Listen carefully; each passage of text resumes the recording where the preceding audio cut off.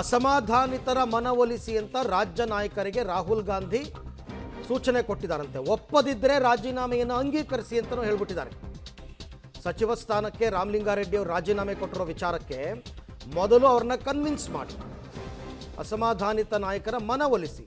ಆಗಲಿಲ್ವಾ ತಗೊಳ್ಳಿ, ಆಕ್ಸೆಪ್ಟ್ ಮಾಡ್ಕೊಳ್ಳಿ ರಾಜೀನಾಮೆಯನ್ನು ಅಷ್ಟೇ ಅಂತ ಹೇಳಿದ್ದಾರೆ.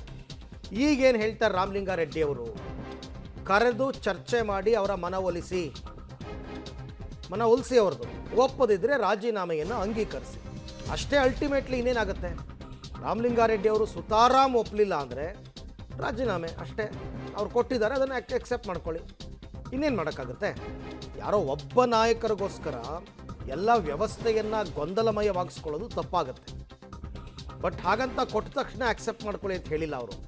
ಕರೆದು ಕೂರಿಸಿ ಮಾತಾಡಿ ಮನವೊಲಿಸಿ, ಬೇರೆ ಇಲಾಖೆಗೆ ಬೇರೆ ಖಾತೆಗೆ ಆಗಲಿಲ್ಲ ಅನ್ನೋ ಪಕ್ಷದಲ್ಲಿ ಅಲ್ಟಿಮೇಟ್ಲಿ ಕೊನೆಗಿರೋ ಆಪ್ಷನ್ ಏನು?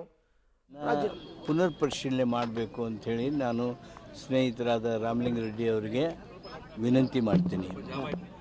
ಆ ರಾಜೀನಾಮೆ ಕುರಿತು ಗಂಭೀರವಾಗಿ ನಾಯಕರುಗಳು, ಸಂಬಂಧಿತ ನಾಯಕರುಗಳು ಪರಿಶೀಲಿಸಿ ಸಮಸ್ಯೆಯನ್ನು ಪರಿಹರಿಸಬೇಕು ಅಂತೇಳಿ ಒತ್ತಾಯ ಮಾಡ್ತೀನಿ.